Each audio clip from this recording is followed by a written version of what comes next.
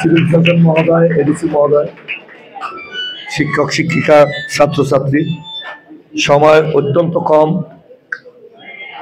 কারণ জেলা প্রশাসক সাহেব আরো কিছু একদিনে কটা প্রোগ্রাম করে আমাদের রাজনৈতিক কর্মীর চেয়েও আমি এখন তার সাথে প্রতিযোগিতা করছি যে কে বেশি দৌড়াতে পারে।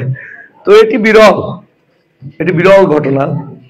জেলা প্রশাসকরা আমরা বিগত দূরে দেখেছি যে শুধুমাত্র চেয়ারে বসে দুই একটা আনুষ্ঠানিকতা ছেড়ে আবার বাসায় গিয়ে হয়তো বাসার বসে রাত্রে একটু কাজ টাজ করে, কিন্তু এটি বিরল।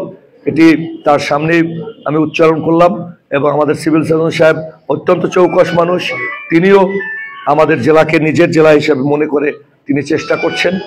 আমরা এই পিসফুল তারুণ্যের উৎসব, এই তারুণ্যের উৎসব আমরা যাদের রক্তের বিনিময় করতে পেরেছি তা হলো দীর্ঘ 17 বছর যারা আন্দোলন সংগ্রাম করে শহীদ হয়েছে, জুলাই বিপ্লবে যারা শহীদ হয়েছে, যারা রক্ত দিয়ে বাংলাদেশকে বিনির্মাণে একটি শক্তিশালী মাধ্যম, জনগণের রায়ে একটি সরকার বাস্তবায়ন করেছেন।